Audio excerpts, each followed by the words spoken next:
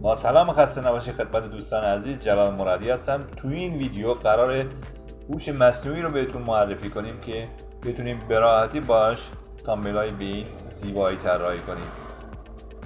و قبل از اونم استفاده از سایت چت جی پی تی که برای همه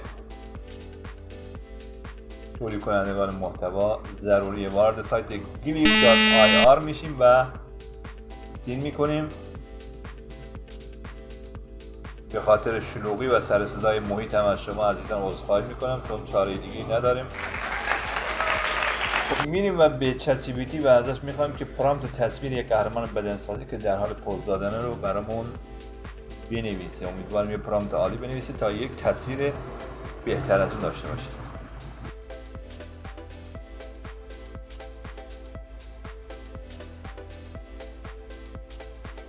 خب به فارسی نوشت، من میگم به انگلیسی بنویس.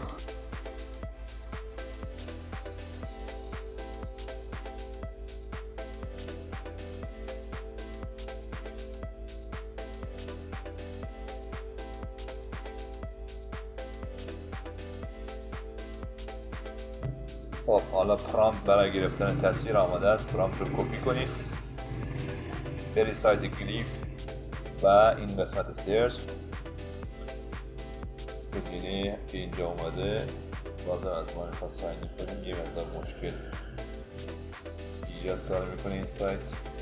در این قسمت تامبنیل رو سرچ میکنیم و یوتیوب تامبنیل میکر رو انتخاب میکنیم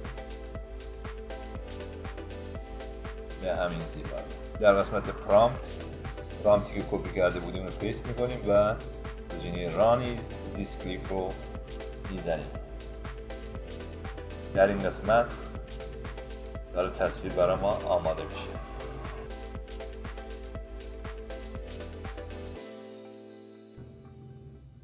بهترین سایت برای کسانی که تولید محتوا میکنن این سایت به نظرم واقعا با کیفیتی رو برای تولید کنندگان محتوا ارائه میکنه. درست محدودیت داره رو تا میتونیم بگیریم ولی واقعا مفیده. این صحنه بدنساز حرفه‌ای داره به ما نشون میده. میتونیم بهش بگیم که پس زمینه رو عوض کن. اگر راضی نبودی برید به چت جی پی تی و بگید پس زمینه رو عوض کن.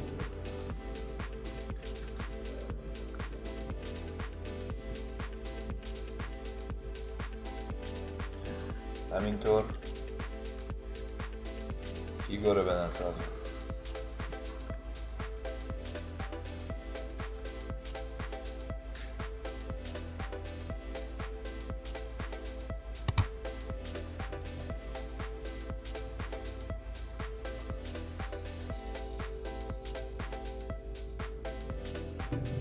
ببینید تصاویری که دیگران دارن دریافت میکنن این تصاویر هست. این تصویر رو برای ما تولید کرد و با این سایت میتونید هزینه طراحی تامبنیل رو که اگه تامبنیل رو دیگران برای شما طراحی میکنه از پروسه تولید محتواتون کم کنید. واقعا عالیه. حالا شما بسته به تولید محتوایی که دارید انجام میدید پرامپت رو از چت جی پی تی میخواید و اونم عکس رو براتون تولید میکنه. دوستان عزیز کمکاسی ها رو بر ما ببخشید، سر صدا اینجا خیلی زیاده. لطفا لایک و سابسکرایب و کامنت یادتون نره تا ویدیوهای بعدی. خدا نگهدار.